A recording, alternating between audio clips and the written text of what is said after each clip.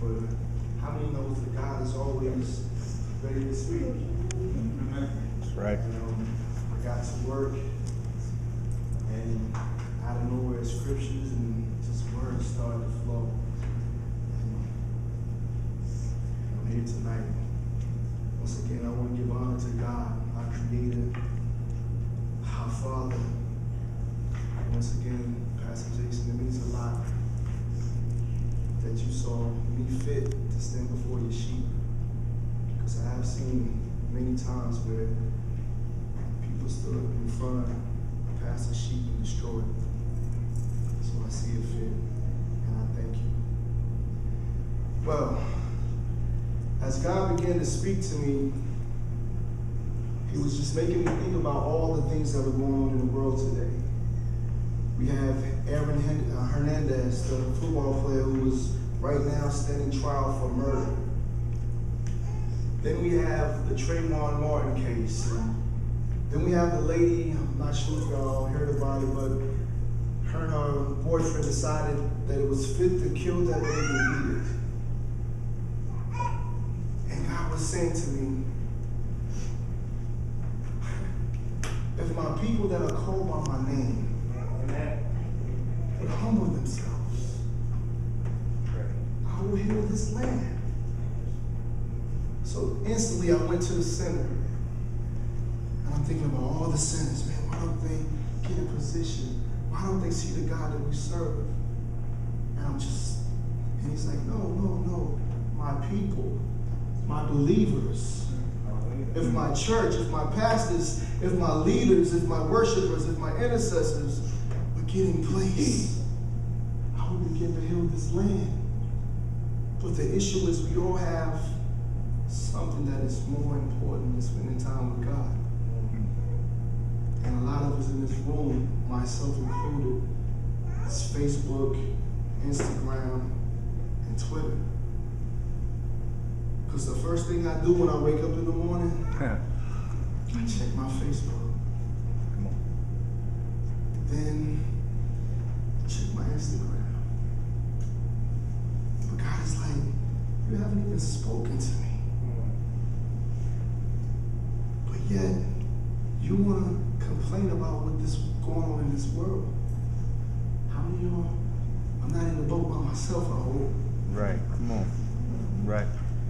But he led me to 2 Chronicles 7:14, and it says, if my people which are called by my name shall humble themselves and pray and seek my face and turn from their wicked ways, and then I will hear them from heaven and forgive their sin, and I will heal the land. So he's saying if we would turn from our wicked ways, we believers who still gossip, who still have funny things to say about people, who still find it fit to cuss every now and then, just because they push my button or they know who I am. So if you push me too much, then I'm going to let you have it because that's who I am. But he said if we would just turn from our wicked ways, I'm like, that's a pretty powerful statement to say about the believer. Because he's telling us still there's wickedness inside of us. Even us worship leaders, there's still wickedness inside of us. Whew. So as I began to dig, he was just showing me that it's so that we the believer, we have so much responsibility. So much responsibility. And all he asks us to do is pray. He just says, I want you to pray. He doesn't say, I want you to pray for 2 hours. But he said, I just want you to pray. Just open your mouth and say, Lord, today, let my neighbor be blessed. Bless my enemy. Bless that lady at work who she's dealing with all of this stuff. Lord, just bless. But life sometimes takes over and we don't find much time to pray yet. We're watching Catfish, in the Real World, American Idol, X Factor. We've got all these shows that we know. I've got to be home at this time so I can watch my show. But yet we still don't have time to pray and seek his face. I mean, he's the creator of the world.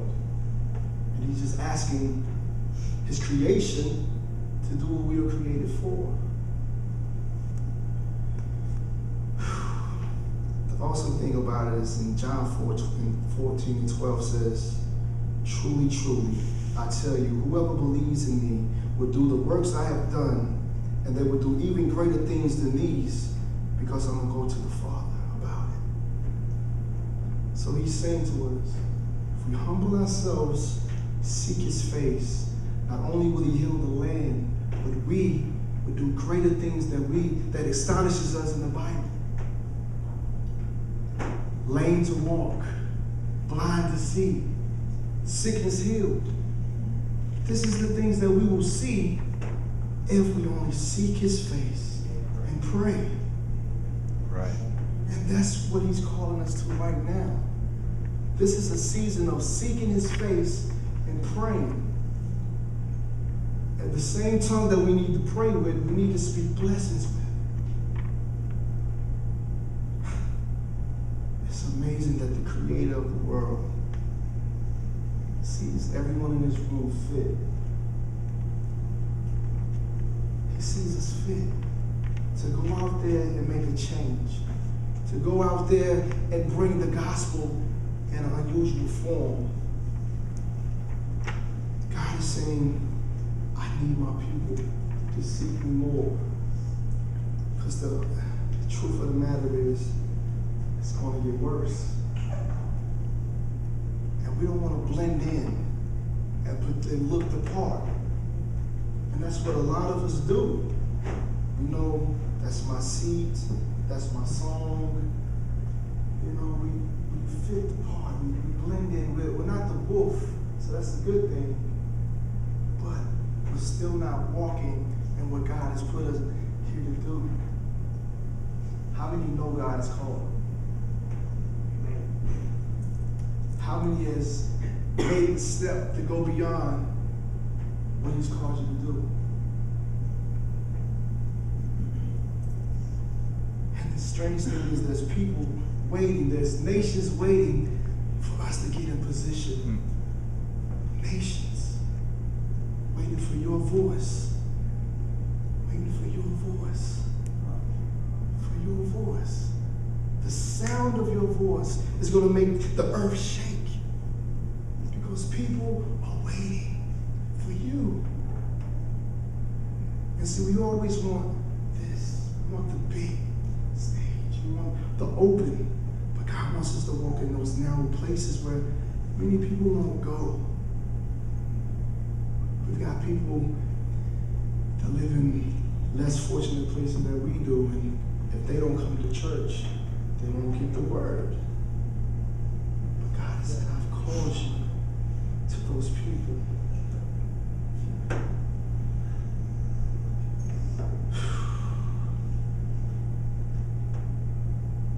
It's just amazing that God is saying to us that the greater things, we're going to do greater things than he did. Greater things.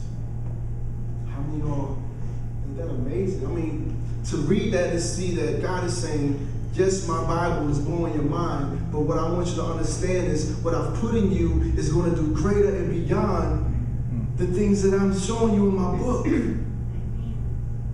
How many would love to just walk up to a hill and heal someone? How many would like to pray and see fire from heaven fall? That's what he's calling us to do. If we simply humble ourselves. That's the hard part, because once you get saved, and a lot of people forget their past and their testimony. And you have people in your church dying who are telling you, I'm dealing with this alcohol problem. It's killing me. And you dealt with it yourself, but now you're in church and you're like, well, I'll pray for you.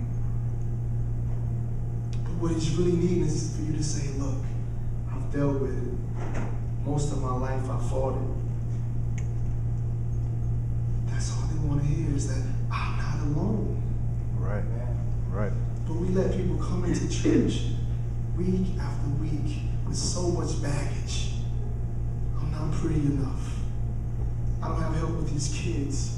I don't have help for these bills. And then they come to church and sit beside you and you slide down. That's good. So now they're putting on, I don't even fit in church. Yeah. So they leave with more weight than what they came with. That's right. That's good. Because Really we're good. not humble. You can't sit beside me. Do you know who I am? I play drums, man. Move. But then, this is the time